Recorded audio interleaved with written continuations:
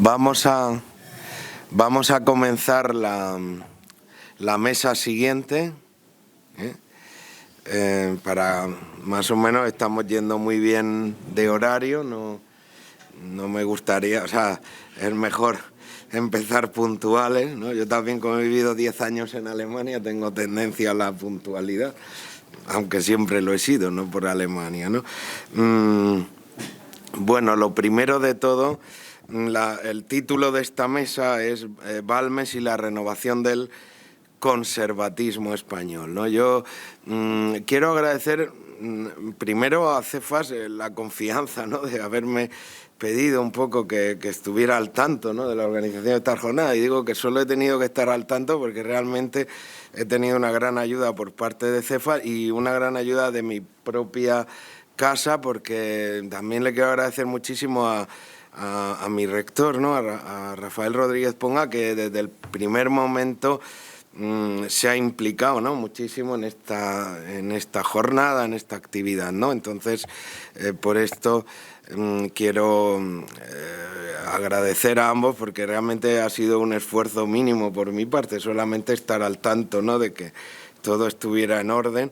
De otra parte, quiero agradecer muchísimo a todos los ponentes que habéis participado. A mí es verdad que yo el pensamiento de Balmes lo conocí en mis estudios, tanto en filosofía, el pensamiento, filosofía española, y en mis estudios teológicos. Asimismo, también tuve otra asignatura de pensamiento español, leí de joven El Criterio, por supuesto, pero no he ido mucho más allá en el pensamiento de Jaime Balmes.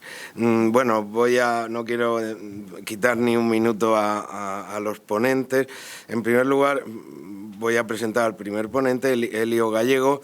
Es el director de Cefas, es catedrático de Filosofía del Derecho de la Universidad San Pablo. Lo quiero también, ante todo, presentar desde la amistad, porque Elio y yo nos conocemos hace muchísimos años. De hecho, yo siempre tengo una gratitud especial hacia él, porque yo entré en el CEU oblicuamente, como diría Santo Tomás, no directamente, pero sí oblicuamente, gracias a él, ¿no?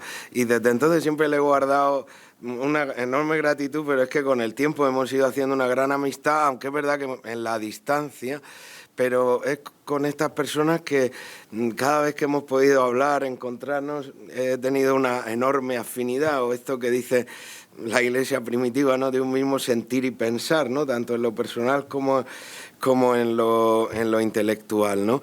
Bueno, como decía, él es director de Cefas.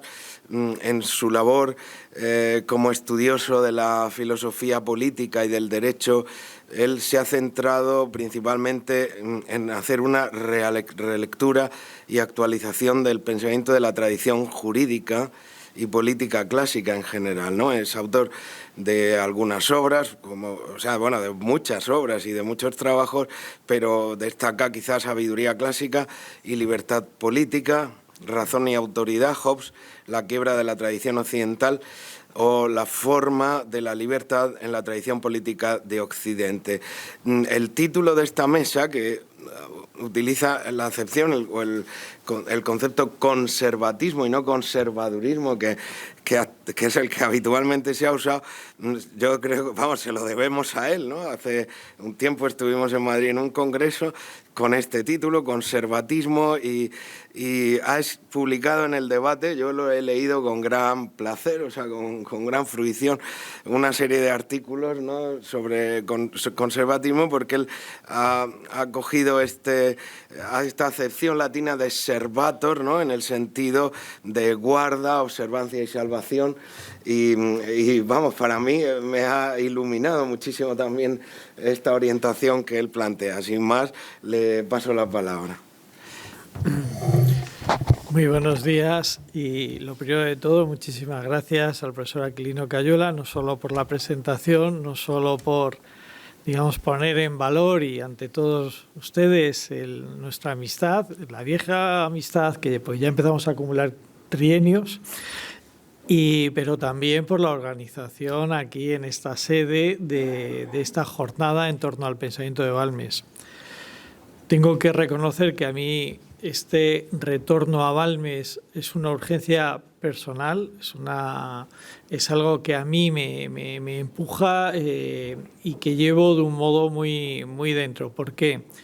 Yo empezaba aludiendo antes al separatismo histórico, que de hecho está en la raíz de los separatismos geográficos que vivimos en España, pero un separatismo histórico que afecta evidentemente a la nación, a la identidad de la nación, por ende nos afecta a todos los que estamos dentro de la nación, pero que le afecta también muy directamente a lo que podríamos llamar la derecha política.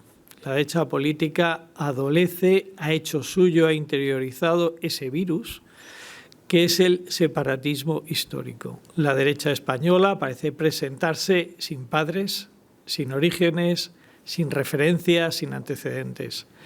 Eso, evidentemente, no solo mata en sí mismo a la derecha española, sino que, de hecho, llevado a su extremo, hace que esa derecha no sea ni siquiera derecha.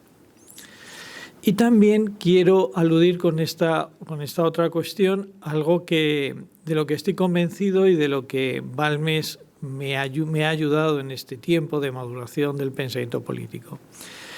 Y es que el periodo de la Revolución, que nace, aludía a ello el profesor Juan Carlos Valderrama, que nace en 1789, la Revolución, podríamos decir la Revolución con el artículo determinante la en singular y con R mayúscula, pues es un proceso histórico que a mi modo de ver no ha concluido. De tal manera que Balmes es un autor esencial también para entender este proceso histórico en el que todavía hoy nos hallamos inmersos. Y solo esto es lo que nos permite comprender hasta un cierto punto el carácter misterioso, autodestructivo, negador de las evidencias, negador de todo el pasado histórico o negador o demonizador del pasado histórico en el que nos hallamos en curso, de este separatismo histórico que decía Ángel Herrera. Y Balmes es un maestro para hacernos entender este momento histórico.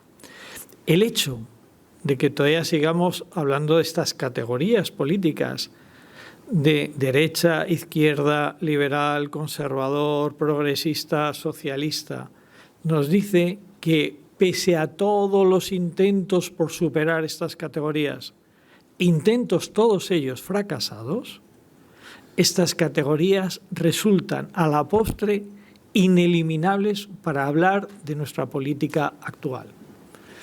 Es un hecho.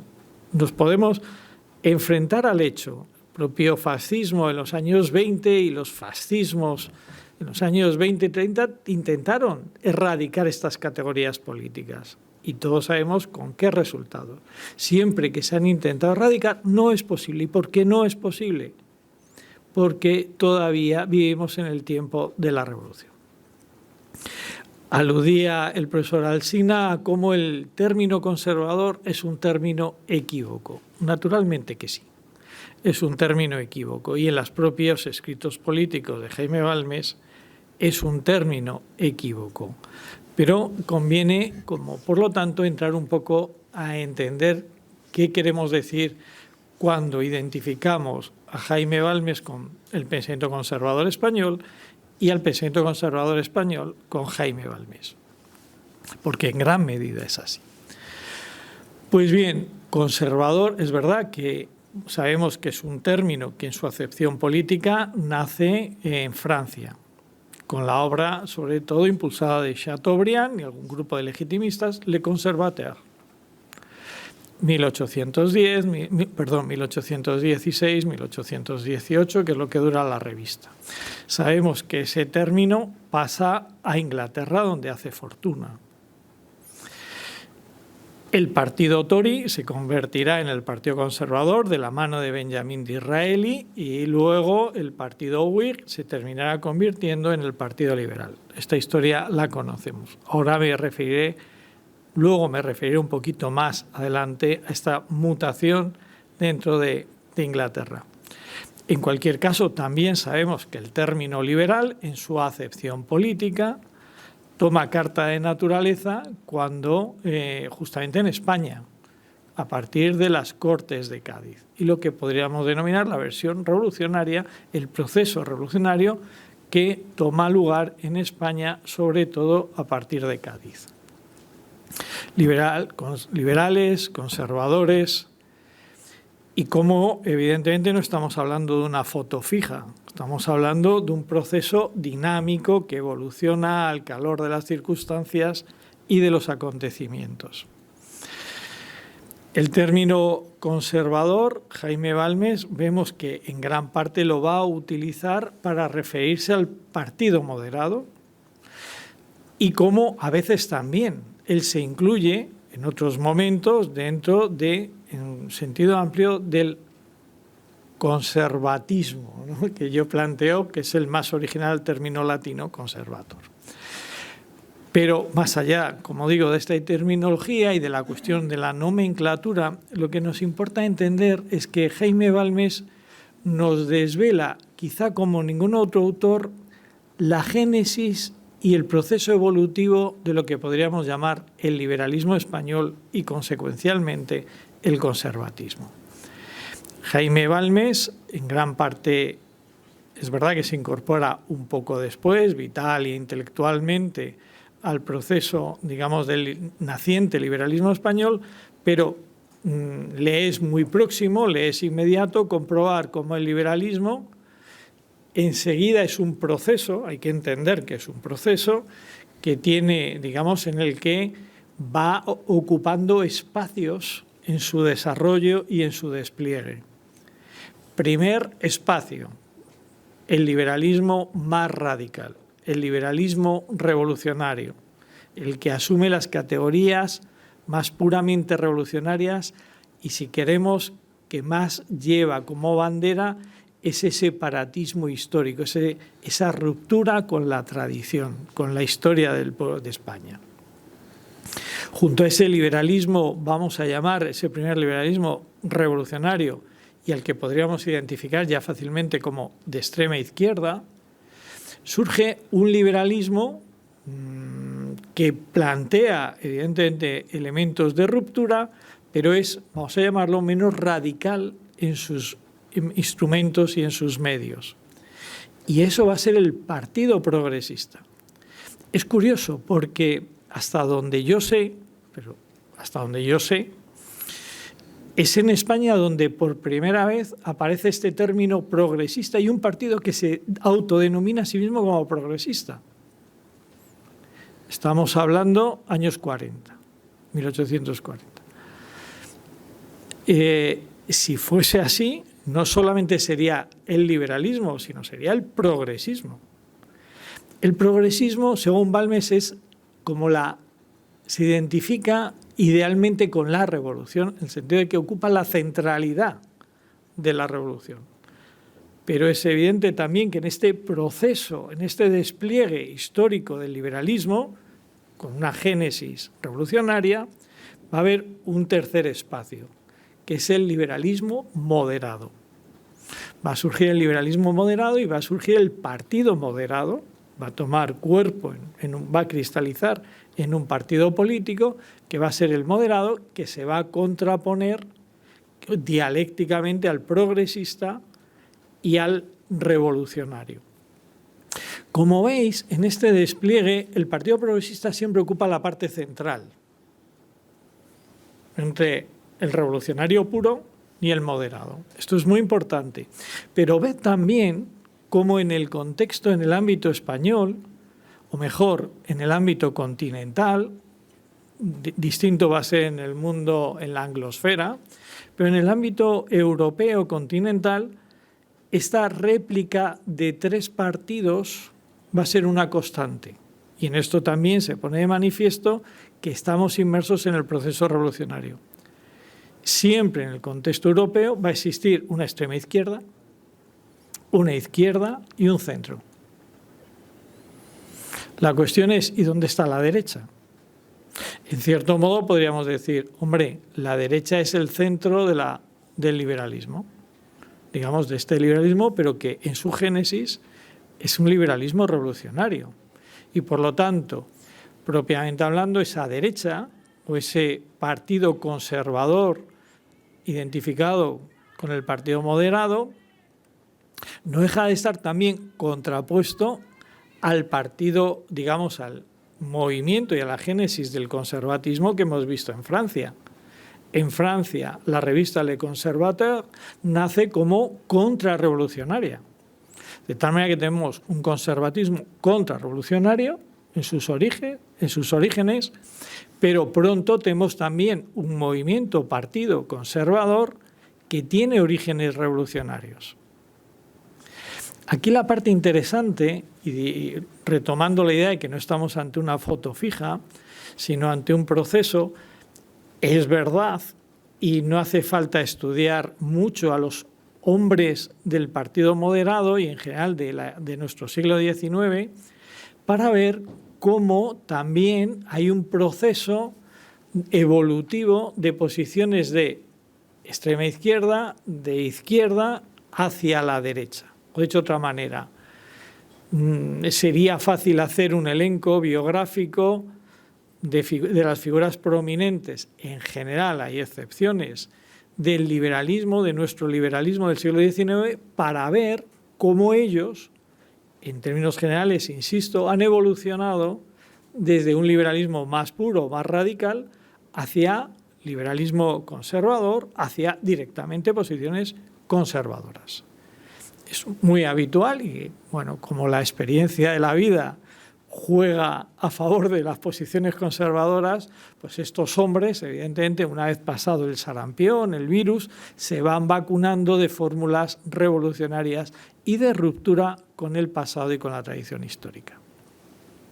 De tal manera que no extraña, por tanto, que haya un acercamiento también entre ese conservatismo de raíz contrarrevolucionario con ese otro conservatismo de origen revolucionario, pero que va abandonando, va dejando atrás e incluso adoptando posiciones polémicas y hostiles con lo revolucionario. De tal manera que hay un encuentro en parte doctrinal entre la parte incluso que podríamos denominar más abierta, más liberal en este sentido, de ese pensamiento contrarrevolucionario, con este pensamiento que tiene origen en la revolución, pero que va dejando de ser progresivamente revolucionario y va adoptando conscientemente posiciones cada vez más conservadoras. Hay un acercamiento.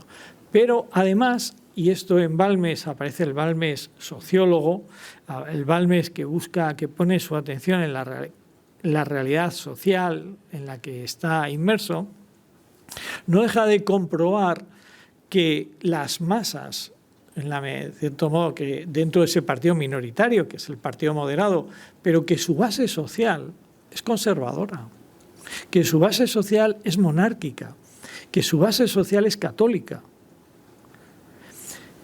De tal manera que mirando a la base social y mirando la base social del carlismo dice, bueno, es que no difiere tanto, es que de hecho están llamados a unirse, están llamadas una y otra base social, está llamada a encontrarse. Y aquí emerge un aspecto del pensamiento de Balmes que yo creo que también es característico de lo que podríamos llamar el pensamiento conservador. Y es un cierto indiferentismo por la forma política. Y hay que explicarlo.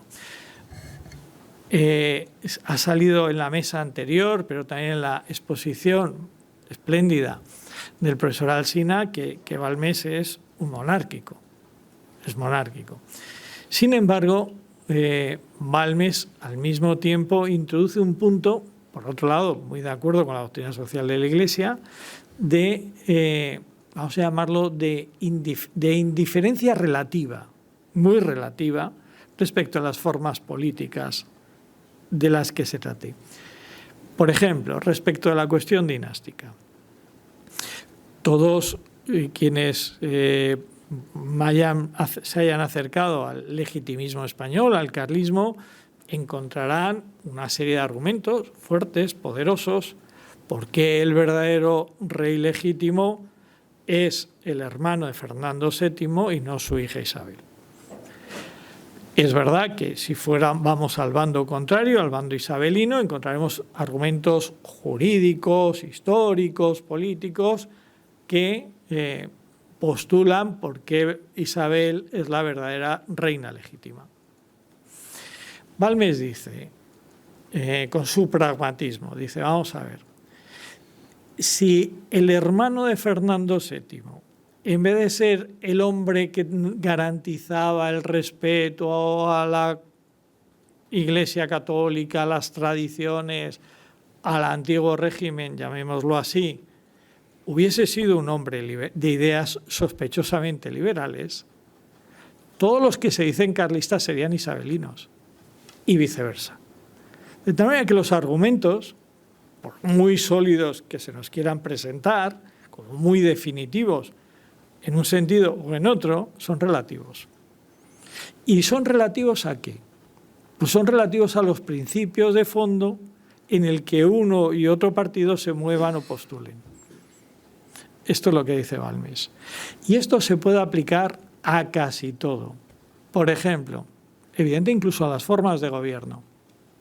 Él diría, ¿alguien se plantearía ser ultramonárquico en la Irlanda católica? ¿A que no? ¿Y en Estados Unidos? ¿A que tampoco? Porque no es lo esencial. En España sí tiene una cierta esencialidad, no es indiferente, ¿eh? No quiero presentar a Balmes como un indiferente en materia, en formas de gobierno, no lo es, pero sí lo relativiza respecto de las cuestiones y planteamientos más fundamentales de fondo. Y eso a mí me parece que forma parte de un pensamiento conservador. La idea, una cierta tensión entre los fundamentos insoslayables e irrenunciables y, en cierto modo, la aplicación, vamos a llamarla pragmática, y creo que ya empiezo a tener cuidado con el tiempo, de los principios. En ese sentido, me viene a la mente una anécdota que cuenta Donoso Cortés, en el que cuando va a visitar, digamos, al gran pope de la restauración después de la guerra napoleónica, de la restauración europea, que es Metternich, Metternich le dice a Donoso Cortés, a un joven Donoso Cortés, él ya es un hombre maduro, que ya se mueve, digamos, en una especie de trono de sabiduría, donde la gente le va a consultar como una especie de oráculo de Delfos, y Metternich le dice a este joven Donoso, hablándole de Guizot, dice que es el representante del liberalismo doctrinario francés, que le dice, usted hará bien en tratar con Guizot, es un hombre bueno, es un hombre sabio. El problema de Guizot es que es un hombre de sistema. Y eso le obliga a ir siempre como en una dirección, en una única dirección. Dice, en cambio usted tiene que ser un hombre de principios. El hombre de principios es como un cañón giratorio que tiene una base claramente vertical, pero que se mueve según las circunstancias de donde, por decirlo de alguna manera, venga el enemigo, por donde haya que disparar. De algún modo, este pragmatismo es el cierto modo el que lo lleva en el corazón y en la cabeza Balmes. Hay que, evidentemente, es fundamental un retorno a los principios. Pero volviendo a la cuestión del término conservador, el otro día porque lo leí hace poco, me resultó curioso la definición que da el doctor Johnson en su diccionario de qué es un Tory. Un Tory, dice el doctor Johnson en su famoso diccionario, el primer diccionario de lengua inglesa, dice es alguien partidario de la Ancient Constitution, de la Constitución histórica, como salió antes, de la antigua Constitución y de la jerarquía de la Iglesia de Inglaterra. Las dos cosas, que de algún modo no se pueden separar, que van unidas. Esto es Jaime Balmes. Por un lado, y empiezo por lo último, toda la lucha, la más constante de Jaime Balmes es por el lugar y la libertad de la Iglesia española. Y en este sentido, en un punto muy particular, que era la devolución de los bienes que de la Iglesia Católica, que fue despojada, digamos, por la Revolución, bueno, por la desamortización. Ese inmenso latrocinio, ¿no? En términos de Menéndez Pelayo. Para Balmes esta era una cuestión radical, esencial, no negociable, no negociable. Y vemos cómo el partido moderado traiciona lo que decía cuando estaba en la oposición para pasarse, digamos, otra vez al campo de la revolución, consolidando y negándose a la evolución de los bienes de la Iglesia. Y, por supuesto, el tema del nombramiento de obispos, la recuperación, que luego culminó en el Concordato de 1853, digamos, la recuperación de la jerarquía y de la posición de la Iglesia española. Eso fue uno de los motivos radicales y fundamentales que movieron a Balmes en su acción política. Y la ansia en Constitución, la Constitución histórica, la Constitución interna de la que habla Cánovas del Castillo, la que se corresponde con la tradición, con la más íntima naturaleza de la nación, que para Balmes era evidentemente religión y monarquía, y la monarquía, una monarquía moderada, una monarquía limitada por unas cortes, donde es verdad que el poder ejecutivo está en el rey, pero hay unas cortes que luego lo que desarrollará Vázquez de Mella, que tienen la representación social y hacen de contrapeso y límite al poder regio. Bien, para ir acabando, porque ya hay que ir acabando, ¿no? Vale, de acuerdo. Para ir acabando. Estoy tan interesado que no te quería. Que cuando Balmes plantea su programa político, cuando hace su lucha política, en cierto modo, se ha dicho aquí, él está expresando, lo ha dicho el profesor Valderrama, está expresando lo que en ese momento es el ethos nacional, la identidad. Es decir, hay una mayoría sociológica, católica, monárquica, tradicional o conservadora. De tal manera que Balmes juega a favor de la mayoría, juega a favor de algo que nadie discute, que en ese momento es el liberalismo más radical o progresista, es minoritario. Nadie lo discute. Eso es evidente. El problema es la minoría del partido moderado que está anclada a los principios de la revolución. Pero, ¿qué pasa con nosotros ahora? ¿Es posible, Balmes? ¿Es posible reivindicar, recuperar nosotros el programa de Balmes hoy ante una nación desnacionalizada? Porque ya lo mayoritario son las masas desnacionalizadas. ¿Qué toca hacer?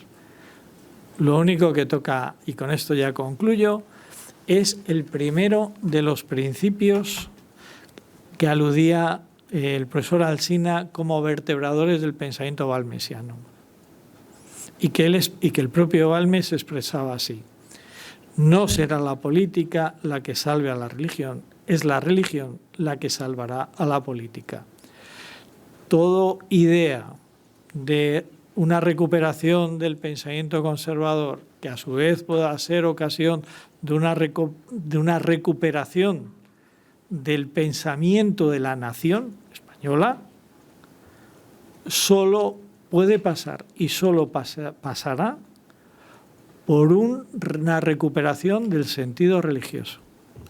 A su vez, la recuperación del sentido religioso solo podrá venir de algunos hombres que todavía hoy no hayan perdido la fe. Muchas gracias. Ahora le doy la palabra a Miguel Ángel Belmonte, pero antes lo presento muy brevemente. Él es también amigo y compañero, de hecho además compartimos, ¿no?, la asignatura de filosofía política, ¿no?, en la carrera de filosofía. Es profesor titular del Departamento de Educación y Humanidades de esta universidad. Él se licenció en la Universidad de Barcelona y se doctoró por la Universidad Internacional de Cataluña con una tesis titulada Prudencia, Orden y Vida Política desde Aristóteles a Weber y vuelta. Entre sus cargos anteriores fue docente en el Colegio San Miguel de Barcelona, en el Colegio Cardenal Spínola, donde también desempeñó cargos de dirección, y actualmente es profesor en esta casa. Sin más, le doy la palabra a Miguel Ángel. Pues muchas gracias. Gracias a la organización y a Cefas y a Helio por invitarme a participar en esta mesa redonda, en esta jornada. Ello me ha facilitado y me ha obligado, pero también me ha facilitado el encontrar tiempo para releer a Balmes, a quien estudié hace tiempo coincidiendo con el segundo centenario que antes se ha mencionado. Pues en mi caso, pues ese centenario se tradujo en la publicación en la revista Espíritu de un artículo titulado Jaime Balmes, Conocimiento y Acción, que no voy a leer, no voy a caer en la tentación que he tenido de decir, bueno, leo lo que escribí hace 14 años, que como nadie lo ha leído, tampoco nadie se va a dar cuenta, ¿no? También en ese centenario participé en un acto en Cervera en torno a Balmes. Visitamos la Universidad Antigua de Cervera, donde había estudiado Balmes, y también en la misma Fundación Balmesiana. En torno al 2010, pues también impartí una vez la conferencia inaugural sobre Balmes y la tolerancia, uno de los grandes temas del protestantismo comparado con el catolicismo, que nos ha comentado aquí, y que tampoco voy a leer lo que escribí en aquel momento sobre la tolerancia, entre otras cosas, porque no lo llegué a publicar, ya que forma parte de ese libro que nunca publicaré, pero que siempre estoy escribiendo sobre la tolerancia. Bien. Voy a destacar algunos puntos. Lo que pasa es que yo ya temía que, hablando en penúltimo lugar, me iba a ser difícil no repetir cosas que ya se hayan dicho. Entonces, algunas cosas me las voy a saltar y no voy a ser demasiado sistemático. Pero sí que quiero comenzar subrayando la fidelidad a la Iglesia en la persona de Balmes y en su obra desde el comienzo hasta el final.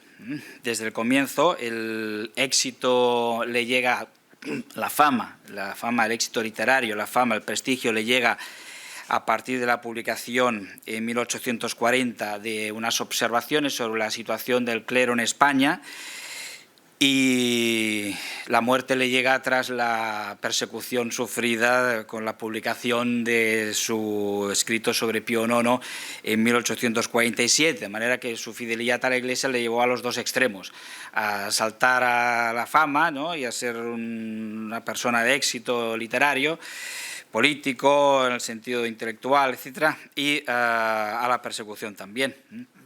Un segundo aspecto que quiero destacar de ese éxito inicial de Jaime Balmes es que tiene un cierto rasgo mimético. Me atrevo aquí a meter aquí una cuchara girardiana, porque releyendo las biografías de Balmes se descubre por ahí que gran parte de su éxito se debe a que Martínez de la Rosa, en 1840, cuando salen las observaciones que he mencionado antes, alaba el opúsculo delante de muchos diputados en el Congreso, y eso hace que muchos otros lean el opúsculo de Balmes, o al menos digan que lo han leído y que lo alaben también profundamente, ¿no? Por ejemplo, Tejada dice, según la biografía de García de los Santos, el diputado Tejada dice: todos los diputados que habíamos hablado en defensa del clero habían fundado sus discursos en los cánones. Cuando vieron defendida la tesis en un plano de las ciencias sociales, políticas y económicas, sin citar una ley, quedaron profundamente admirados. Entonces este elemento es el que le hace a Balmes pues entrar, por decirlo así, en la vida intelectual española en 1840. Esta admiración producida por ese opúsculo le anima a continuar con el que se ha comentado anteriormente, el de las consideraciones políticas sobre la situación de España. Digamos que se atreve a dar el paso a hablar directamente sobre la situación política en España, y no solamente a la luz del problema del inmenso latrocinio que antes mencionábamos, ¿no? En esos opúsculos iniciales ya se ve una de las grandes líneas del pensamiento político de Balmes, que es la primacía, se puede llamar así, la primacía de lo social. Se ha hablado también aquí anteriormente de lo institucional, también tiene que ver con esto, ¿no?, y de la necesidad de ver la política desde una perspectiva realista. Esa primacía de lo social está en las antípodas del planteamiento de Guizot, ¿no? Guizot es un filósofo metido a político, y así le fue a Francia, por decirlo así. Viene a decir Balmes, hay un momento muy entretenido en que Balmes explica qué ha pasado en Inglaterra, qué ha pasado en Alemania, qué ha pasado en Francia, ¿no? Y en Francia el problema que tiene es que los los hombres de acción se han puesto a hacer filosofía y los filósofos se han metido a políticos. Entonces, ni una cosa va bien ni una cosa ni la otra, ¿no? El filósofo, la política, ¿no? No voy a hablar aquí de Aristóteles, aunque tengo esa tentación sobre este tema, precisamente es esencial entenderlo, ¿no? Entonces,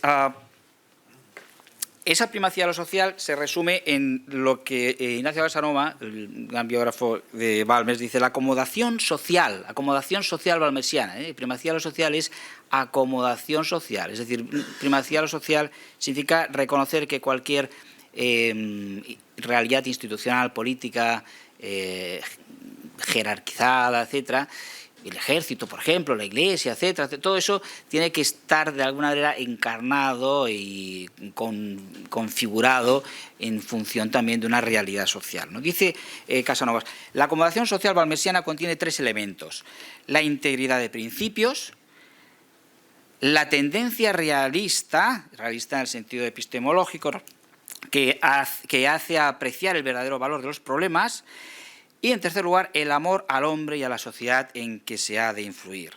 Los principios le dan fuerza sobrenatural, el realismo le presta la visión de las cosas, el amor lo hace magnánimo y compasivo.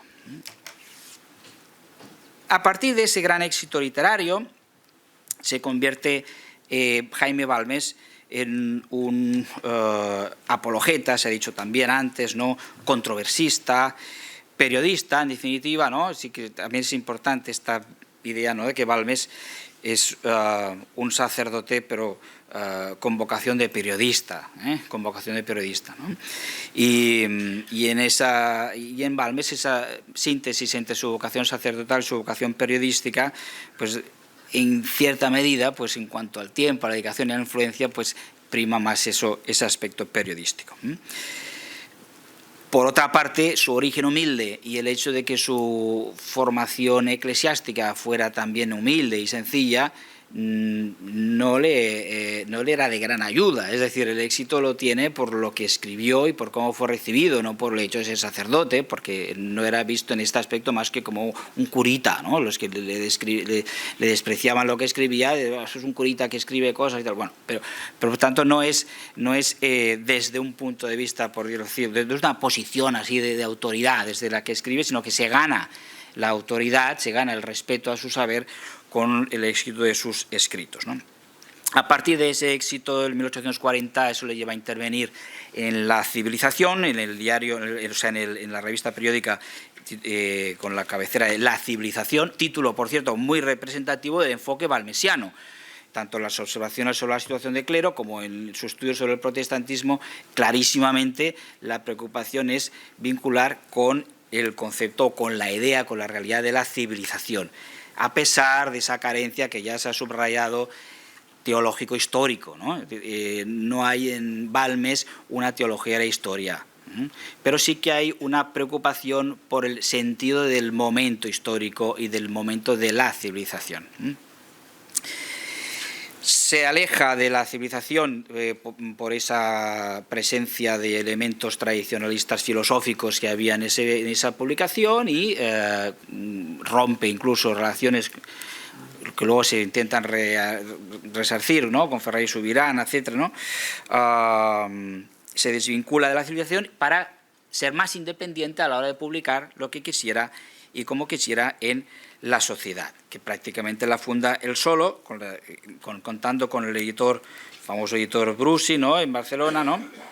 Y esta dedicación a la sociedad le hace abandonar enseguida ya la civilización y viajar también por Europa, sobre todo, como se ha dicho también antes, para favorecer la difusión de sus escritos y su traducción de sus escritos al francés, al inglés, la difusión de los escritos en Francia, en Bélgica, en Inglaterra. En esos viajes por Europa coincide, por ejemplo, en París con exiliados afines a don Carlos, que estaba en Bourges, no estaba en París, no hay un encuentro directo, pero sí a través de intermediarios, y también con exiliados como el que rodeaban a la propia reina María Cristina, que estaba exiliada también en ese momento, con el propio Martínez de la Rosa, que había generado ese entusiasmo por el escrito de las observaciones sobre el clero de Balmes.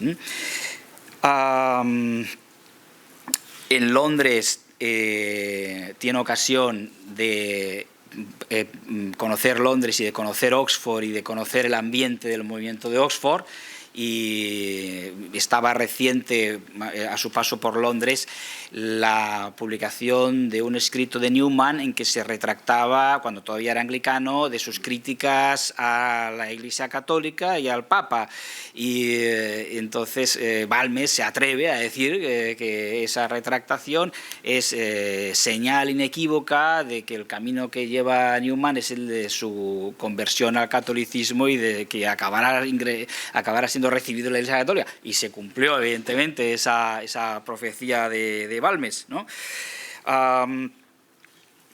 En el 44 empieza ya decididamente a una obra periodística que tiene como objetivo directamente llegar a ser gobierno, dice literalmente en el primer número del Pensamiento de la Nación, llegar a ser gobierno, es decir, influir directamente en la alta política española. Esto está en el proyecto y fin del Pensamiento de la Nación en su primer número.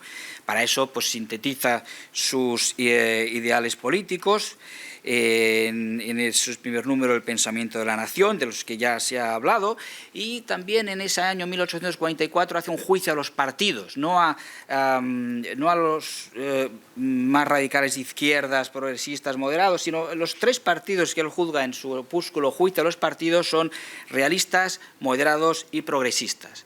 Y respecto a los moderados, que es respecto a lo que de alguna manera más nos interesa por el título de la mesa redonda, dice lo siguiente Balmes: conglomerado puramente negativo, vacilante y débil, lo mismo en las doctrinas y en los procedimientos. Hay en él personas buenas y bien intencionadas, pero el partido es detestable. Eso es lo que dice sobre el partido moderado en 1844 Jaime Balmes. Sin embargo, es en el 44 cuando el marqués de Viluma, muy cerca a Balmes, pasa unos días incluso dentro del gobierno de Narváez, pero tiene que dimitir al poquísimo tiempo, ¿no?, por incompatibilidad total de lo que el gobierno quiere hacer y lo que el marqués de Viluma propone, ¿no?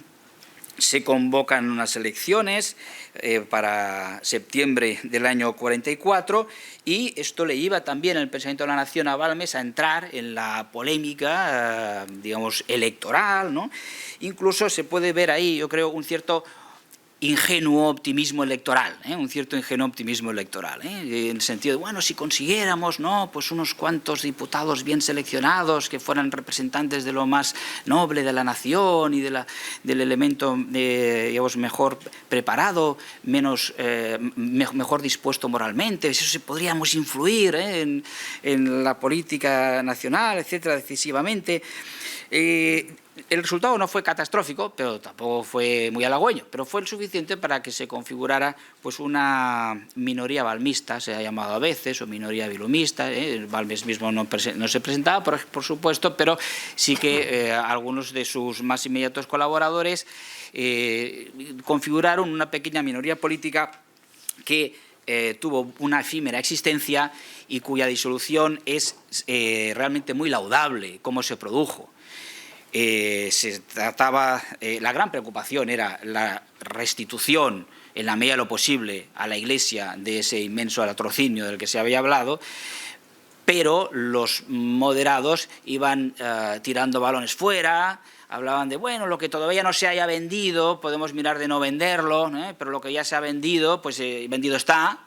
Por eso también para Balmes muchas veces los conservadores son los que, habiéndose aprovechado de la desamortización, se han quedado a buen precio con unas propiedades y quieren conservarlas, lógicamente. Entonces nada de revolución social, ni comunista, ni nada, porque nos quedaríamos con lo que nos ha costado, ¿no?, conseguir esto, ¿no?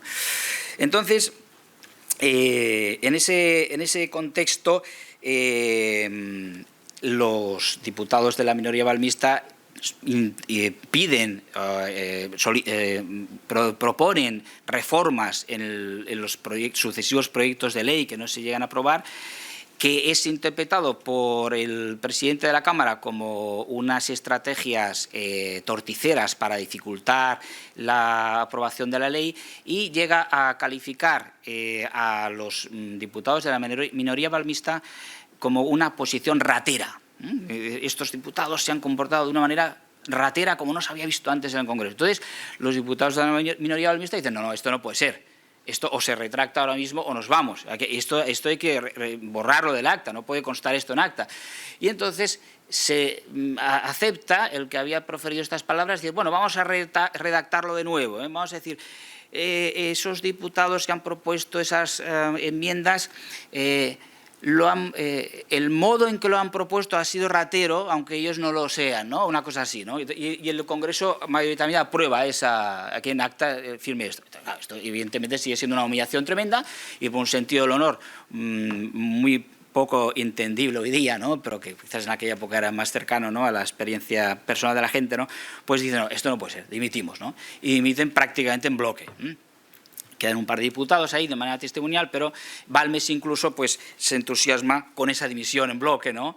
Por ese sentido del honor. Igualmente, eso no quita que siguieran en el pensamiento de la nación y por otra parte Cuadrado en el Conciliador, pues escribiendo para intentar influir suficientemente en la opinión pública para que se aceptara la propuesta de matrimonio real de Isabel II con el conde de Montemolín, al que el propio Balmes había redactado el manifiesto dirigido a los españoles, ¿no?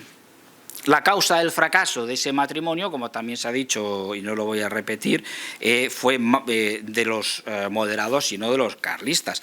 Dice incluso, bueno, eso no lo voy a leer porque ya lo ha comentado antes en la conferencia José María Alsina. En la biografía de Ignacio Casanova, en página 470, si quieren, del primer volumen de las BAC, pues pueden encontrar ahí.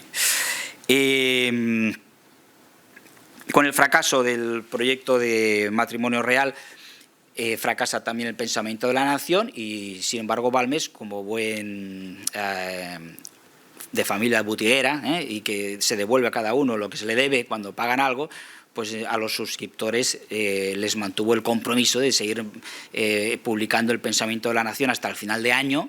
Porque había muchos suscriptores anuales, pues había que seguir publicando el pensamiento de la nación hasta que se acabara el año porque es lo que habían pagado, pero con la convicción ya clara de que ya no había nada que hacer para salvar la situación política en España. Así, en la carta al marqués de Viluma de 23 de septiembre de 1846, le dice lo siguiente: el voto de los amigos, los señores de Veragua y de Isla, que son los que habían quedado en el Parlamento, pesa mucho en mi juicio, pero pesan todavía más las cosas en su triste realidad. Amicus platos et magis veritas, ¿no? Es decir, hay unos cuantos que siguen intentándolo en el Congreso, pero pesa más las cosas en su triste realidad. Dudo mucho que puedan hacer bien, dudo mucho, dice Balmes en esa carta, que pueda hacer bien yo, Balmes, escribiendo de política. Las circunstancias han variado completamente, falta la base, no sé cómo se puede levantar el edificio. Indica usted que, si ceso de escribir, dirán que mi único objeto era el matrimonio de Montemolín. El objeto era un sistema cuya clave era ese casamiento. Si dicen esto, dirán la verdad. Me conjura usted a que lo piense bien. El marqués de Viluma quería que siguiera escribiendo y publicando, influyendo ahí, ¿no? Queda mucho, dice, que lo piense bien, lo haré, lo pensaré. Vale. Queda mucho que hacer en interés de la nación, es cierto, pero yo no puedo detener las borrascas que se van a desencadenar, ni nadie tampoco. Quien lo intente se estrellará. Me dice usted que el príncipe, el primo de Isabel II, con la que lo casaron, había dos candidatos que eran Francisco de Asís y Enrique más progresista, Francisco de Asís menos, ¿no? Entonces, bueno, me dice usted que el príncipe es buen sujeto. Dice, no lo dudo, pero ¿qué tenemos con eso? ¿Qué podrá hacer el príncipe con la mejor voluntad del mundo? Nada, señor marqués, nada.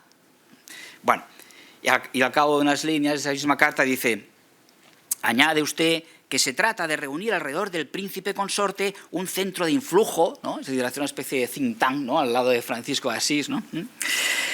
Y influjo y poder militar que sostenga el trono.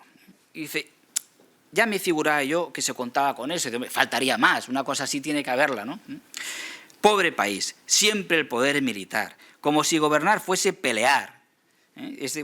Siempre el poder militar, y quizás se estaba lamentando, ¿no?, de la influencia que había tenido Narváez en la Constitución del 45, que antes ha comentado Castellá, por ejemplo, ¿no? Como si gobernar fuese pelear y si una nación pudiese convertirse en un campamento. Es que el siglo XIX español es casi un campamento, ¿no?, en gran medida, ¿no? Convengo con usted, y acabo ya, convengo con usted en que no hay ahora elementos políticos para formar un gobierno, pero me parece que se engaña si cuenta con el país. Unos están fastidiados, otros indignados, otros ansiosos, pero todo el mundo descontento del gobierno. Esto me parece la situación actual, ¿no? Es la verdad pura, señor Marqués. La veo, la palpo, dice Balmes. Bien. Pues nada más. Yo con esto creo que ya termino, porque otras cosas que tenía por aquí serían repetir cosas que ya se han dicho, y esto es todo. Gracias. Muy bien. Agradecer la presencia, porque él es de otra institución, ¿no? Y presento al profesor Armando Pego. Él es catedrático de Humanidades en La Salle, Universidad Ramon Llull. Actualmente él coordina el programa de doctorado Humanismo y Trascendencia y dirige la revista catalana de filosofía Comprende. Así pues, también él es el investigador principal de la línea Filocultura del Research Group on Smart Society. Ha escrito numerosos artículos académicos sobre temas de crítica literaria, literatura, y entre sus libros destaca El Renacimiento Espiritual, Modernidad y Pedagogía, en Pedro Poveda, y en la última década ha desarrollado también un proyecto de ensayo y literario formado por Trilogía Huelfa, El Peregrino Absoluto y Poéticamente Monasterio. Muchísimas gracias. Muchísimas gracias. Es un compromiso. Es un honor cerrar una mañana, pero también es un compromiso porque todos queremos ir a comer y, por tanto, mi intervención intentará ser un aperitivo, que es la comida más delicada del día, es engañar el apetito y al mismo tiempo abrirlo. Bueno, comienzo agradeciendo, en primer lugar, la invitación a participar en esta mesa redonda a la Universidad Tabat Oliva, sobre todo al organizador de la jornada, al Centro de Estudios, Formación y Análisis Social CEFAS, y muy especialmente al doctor Elio Gallego, con el que tengo contraída una deuda de gratitud en este momento, porque que un filólogo como yo pueda intentar aportar algo, ¿no?, a la reflexión que nos reúne hoy aquí. Esto parece un tópico, el tópico de la captatio benevolentia, con el que se inician los discursos académicos, pero si algo debiera seguir caracterizando al pensamiento conservador, más aún a la actitud del conservatismo, por utilizar la expresión que debemos a Elio, es el del respeto y el cultivo de los usos y de las costumbres. Es decir, practicar con naturalidad algo que hoy en día parece extemporáneo, que es el agradecimiento. Quiero decir que el conservadurismo o el conservatismo no parte de la premisa de porque yo lo valgo, sino de porque otros lo valieron. Por eso no puedo sino aplaudir la ocasión de regresar al pensamiento de Jaime Balmes. La renovación del conservadurismo español, que es el tema de la mesa y del tema de la jornada, ¿no?, pasa no solamente por acudir a la obra de Balmes, como si se tratase de un baúl del que se rescatan ideas, intuiciones, por otra parte tan necesarias, tan fecundas, sino también por intentar medir con las exigencias de nuestro tiempo la libertad con la que él ensayó las medidas que marcaron líneas que puedan servirnos o no en el momento actual. Releyendo a Balmes durante estos días, he tenido la viva impresión de que, aun siendo un hombre de su época, conserva, guardar es conservar, una energía actualísima, que lo hace imprescindible si se sabe verlo, ¿no? Si se sabe verlo no solamente en perspectiva histórica, sino también como una guía de perspicacia intelectual, como un hombre contemporáneo. El conservador considera que es contemporáneo de Dante. Esta es una de las grandes ideas, ¿no?, del conservadurismo. Se ha dicho a lo largo de toda la jornada, el pensamiento de Balmes ha sufrido vaivenes en la consideración, en la recepción, ¿no?, desde los entusiasmos a las críticas en su época y posteriormente. Es cierto que permite interpretaciones diferentes en un periodo muy corto, ¿no?, de dedicación, 10, 15 años en los que está plenamente activo, puede dar pie incluso a pensar en una evolución. Yo creo que la obra de Balmes no es ambigua, no es ambigua. Es caleidoscópica, pero no ambigua. Me gustaría resaltar, ¿no?, hablando de lo que hablamos, ¿no?, de esa tensión soberana que hay en su obra, y soberano en el sentido político y metafísico del término soberanía. Es decir, está atravesada por una inquietud que podríamos denominar romántica, en cierta medida, porque es hijo de su época, está profundamente arraigada en la tradición española, que es tomista porque no lo es uniformemente. Es tomista porque no lo es uniformemente. En mi intervención querría también abrir esa otra línea, ¿no?, de la tradición española junto a la tomista, que no es contradictoria, sino que es también agustiniana. Balmes es digámoslo con un término que puede resultar un poco paradójico, es un profeta, en el sentido romántico. Es un profeta que al mismo tiempo se resiste al embrujo orgiástico de la revolución, que se filtran en los espíritus exaltados, tanto progresistas como tradicionalistas de su momento histórico. Por eso, siendo un poco, atrevido, me permitiréis que sea un poco atrevido, podría decirse que Balmes es un gran antimoderno español. Es un gran antimoderno español, con su peculiaridad propia, que no es la de los franceses,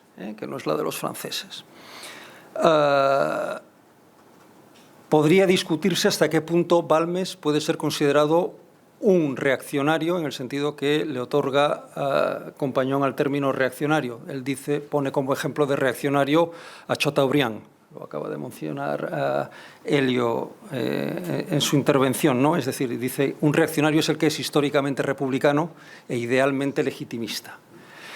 Tiene que ver con la constitución histórica que nos hablaba antes el profesor Castellá, y también sobre el tema de este vínculo entre las dos dinastías de las que nos hablaba Elio hace un momento. Al mismo tiempo, no cabe dudar de su tendencia reformista, es decir, la de ser un monárquico pragmático, monárquico moderado. Compañón decía que un contramoderno, no importa cuáles sean sus adversarios, él no es un adversario de la modernidad, sino que es un teórico de la modernidad. Balmes lo es, a su manera. Si consideramos que la revolución de 1789, que en España tiene sus peculiaridades, con 1812, 1833, etcétera, etcétera, de la que acaba surgiendo la modernidad, las fuerzas conservadoras se tienen que enfrentar con el tema de que, como ha dicho Elio, todavía vivimos en el mundo de la revolución. Todavía vivimos en una etapa de la revolución. En sentido estricto, la revolución no puede dejar sin transformar ningún aspecto de la vida social, política, cultural, pero tampoco antropológica del ser humano. Esto ya está en Trotsky, o sea, no hace falta. Es decir, vida, familia y muerte. Vida, familia y muerte. No solamente transforman las situaciones políticas, sociales, económicas, sino también cuestiones antropológicas de base. De manera que revolución y nihilismo no son dos facetas paralelas o complementarias, sino que son dos caras de un mismo proceso, que yo me atrevería a decir que es totalitario, o que tiene un componente totalitario, una amenaza totalitaria, ¿no? Augusto del Noche ha hablado mucho de este tema. El uso de las palabras nunca es indistinta. La cuestión de palabras siempre es una cuestión política. No es una cuestión nominalista, sino es una cuestión luciferina. Si se me permite decir luciferino, hay luz y hay también algo infernal, ¿no? La ideología se apodera de las palabras para construir una nueva realidad. El superhombre, el ultrahombre, el hombre nuevo, lo transhumano. En la lucha por las palabras como familia o matrimonio, están jugándose batallas decisivas porque afectan también a núcleos esenciales de la propuesta conservadora. Pero no me quiero alejar del centro de la intervención, que es Balmes. Al fin y al cabo, la sesión se llamaba la renovación del pensamiento conservador.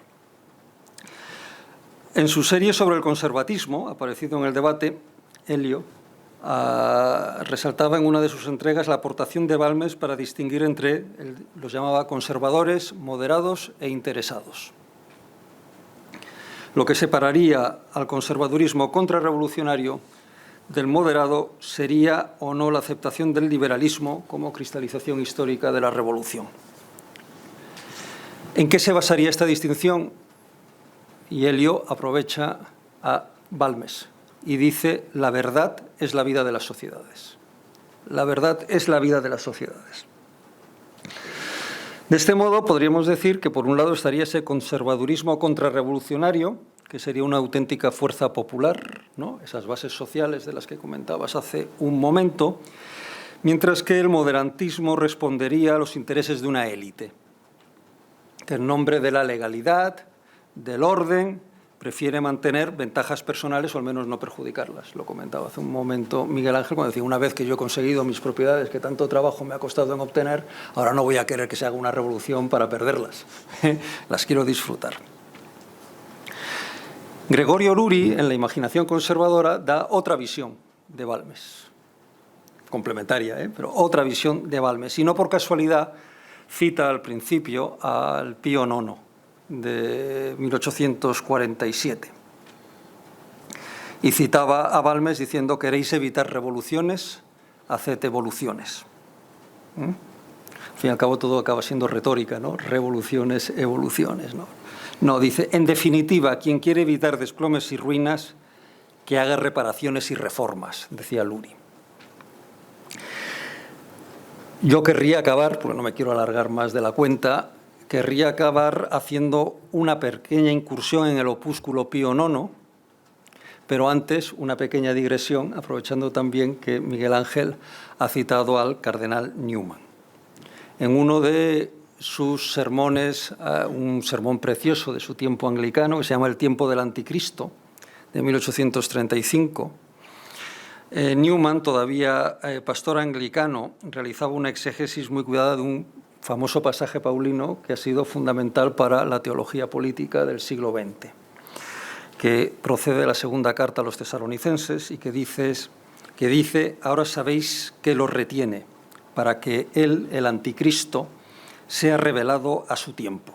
El catejón, el que retiene, el retenidor.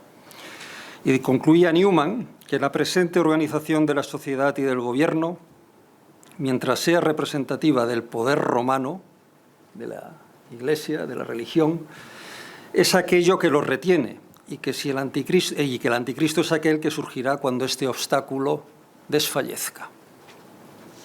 ¿Qué quiere decir para Newman? Y llegaré al Pío IX. ¿Qué quiere decir para Newman la remoción del que retiene? Dice que es reducir la religión a la conciencia individual, cuando no verla combatida abiertamente, la religión.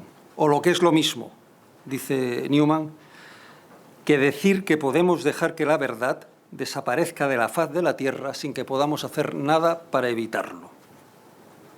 En este sentido, el conservatismo contrarrevolucionario, en sus líneas más generales, se autodescribe, más o menos conscientemente, como un poderoso auxiliar del catejo, con una urgencia no exenta en ocasiones de un pesimismo obligado a vituperar la destrucción de sus fundamentos, que no son solamente morales, sino también metafísicos.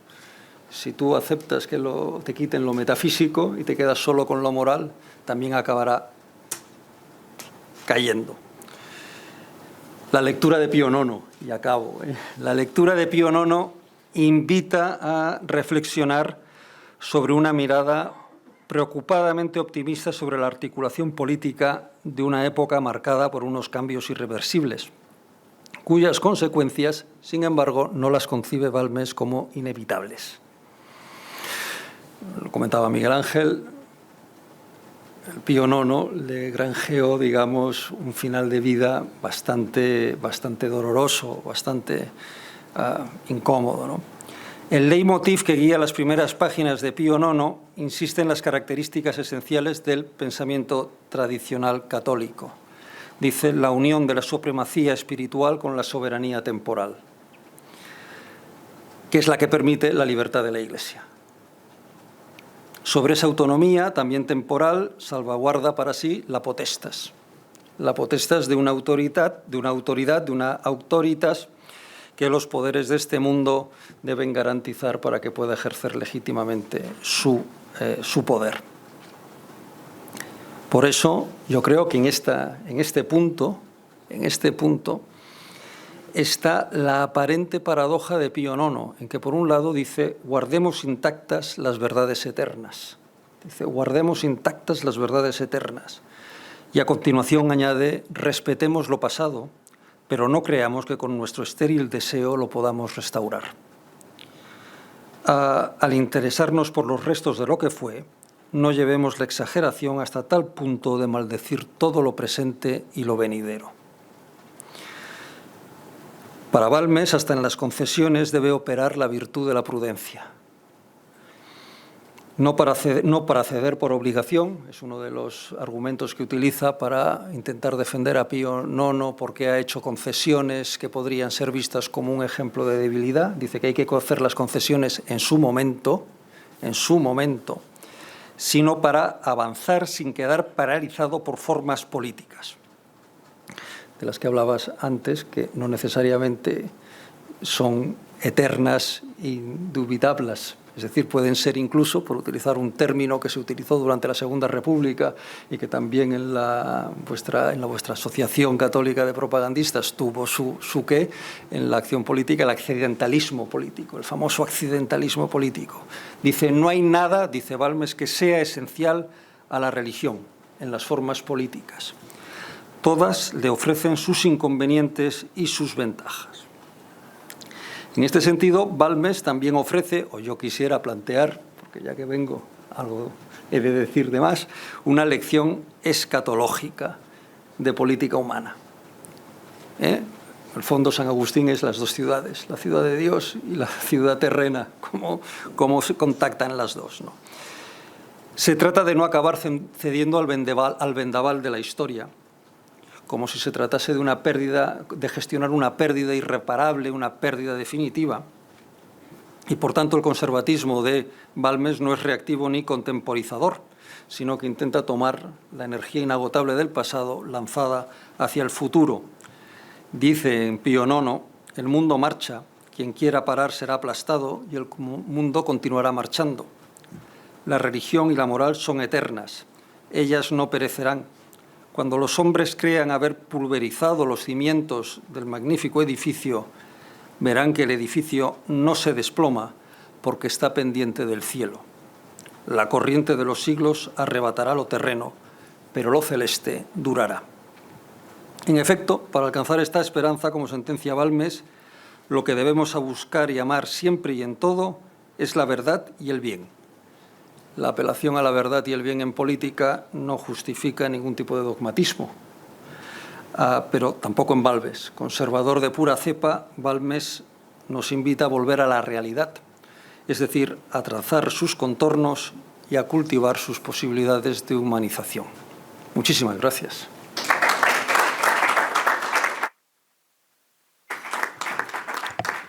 Sí que tenemos un pequeño margen ahora por si los ponentes quieren hablar entre ellos o queréis hacer alguna pregunta, pero antes, muy importante, os quiero dar dos avisos, que más que dos avisos son dos invitaciones. La primera, todos los que estáis aquí os estáis invitados a comer en el claustro, en el patio del claustro va a haber una comida así de picar, entonces todos los que estáis participando podéis venir, también si queréis preguntar, hablar con los ponentes.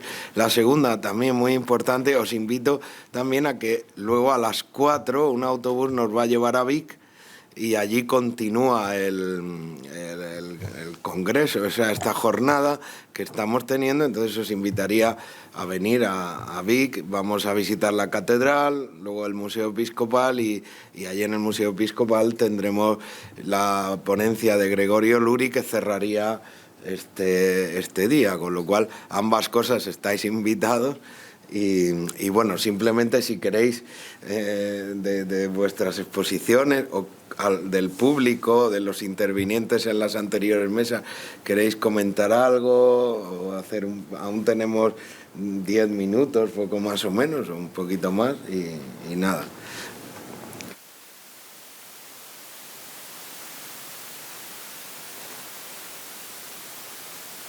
Yo sí que tengo una pregunta, porque fijaros, es verdad que normalmente pasa, y aquí hay alumnos de políticas, que es verdad que cada país tiene su situación peculiar. La España del 19 tiene su situación peculiar, el tiempo que vive Balmes es convulso y difícil, pero la pregunta es, vamos, es verdad que puede ser muy larga, pero se puede contestar brevísimamente.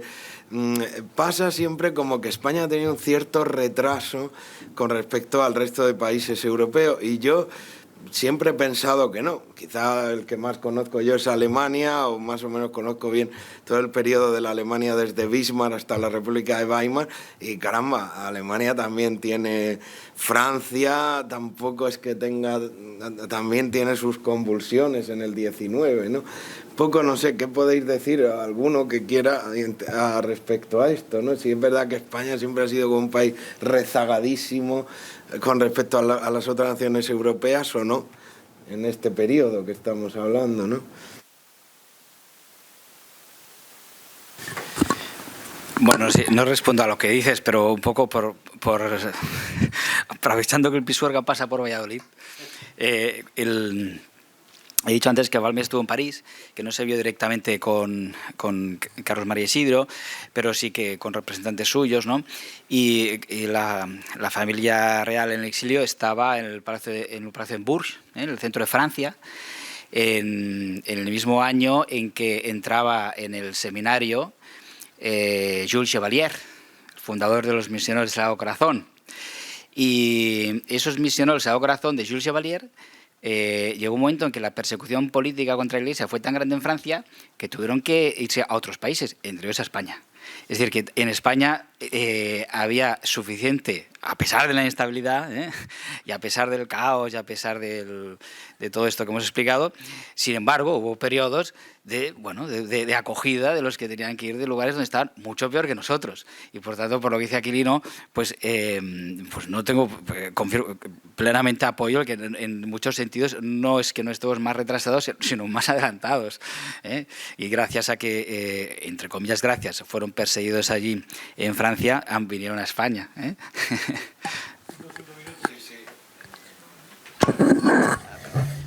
Si nosotros vamos a la obra de Dante, la Divina Comedia, veríamos que Ulises y sus compañeros están en el 8º círculo del infierno.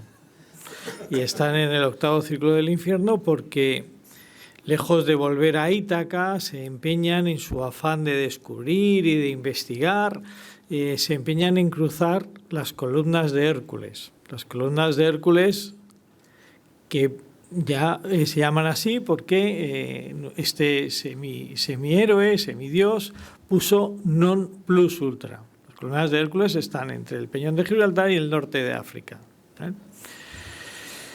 Pues bien, Ulises se empeña en seguir investigando, descubre una tierra ignota, cruza el mar, lo que es el Atlántico, descubre una tierra ignota, y como ha traspasado las columnas de Hércules, donde ponía non plus ultra, no ir más allá, una ola inmensa se abate sobre el barco y lo lleva a las profundidades y terminan en el infierno. ¿Por qué cuento todo esto? Porque hay unos reyes, los reyes católicos, que apoyan una navegación, una nueva ruta que supone atravesar las columnas de Hércules. Ese atravesar las columnas de Hércules va a suponer el descubrimiento, como bien sabemos, de un nuevo mundo, y no solamente el descubrimiento de un nuevo mundo, sino en cierto modo de la globalidad del mundo, digamos, cuando Elcano, después de Magallanes, completa la vuelta al mundo. Eso significa que el emperador Carlos decide poner en su escudo unas columnas, las columnas de Hércules, y una leyenda que dice plus ultra, más allá. Es decir, es con la monarquía hispánica con la que se inaugura la modernidad. Y el primer país moderno del mundo se llama España. Pero también quiero decir algo más. En la Constitución histórica, hemos hablado de la Constitución histórica española, para Balmes tiene unos padres fundadores. Y hay una Constitución originaria que es la de los Reyes Católicos. Sobre todo, cualquier modelo, digamos, anterior, le parece ya, en cierto modo, desvirtuado respecto de la monarquía de los Reyes Católicos. Y en esto también le seguirá Menéndez Pelayo. Es decir, son los Reyes Católicos los que abren, por decirlo de alguna manera, primero completan España, consiguen su unidad definitiva, es una unidad en la pluralidad, es el matrimonio de dos reinos, que tiene con toda esta carga histórica, pero son los que abren España no solo a la modernidad, sino en cierto modo a una globalidad de la cual todavía hoy vivimos. Entonces, no sé si esto, tiene algo que ver.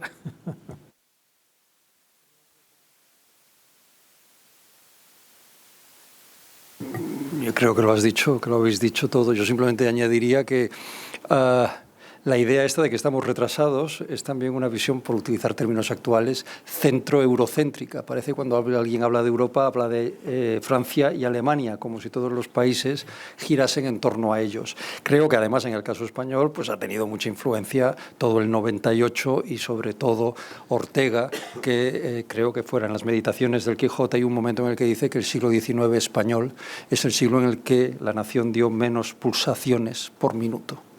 Los latidos de la nación dio menos pulsaciones por minuto. Esto da la impresión de que España estaba prácticamente exangüe y que tenía que ponerse a la altura de Europa. Si uno, no solamente el tema religioso, pero también lee el tema político, el tema social, el tema intelectual, incluso el tema religioso, ve que muchas novedades que se están produciendo en el siglo XX, incluso dentro del seno de la Iglesia Católica, son fruto de un dinamismo interno político y social. No aparecen tantos movimientos de carácter español en la Iglesia del siglo XX si no hubiese un dinamismo interno capaz de generar no solamente masa crítica, como se dice hoy en día en España, sino en el resto del mundo. Quiero decir que hay algunas ideas que, aparte de la cuestión espiritual, es también política y social, que tienen una fuerza y una capacidad de movilizar energías latentes en el mundo occidental. Me parece que en este sentido es evidente.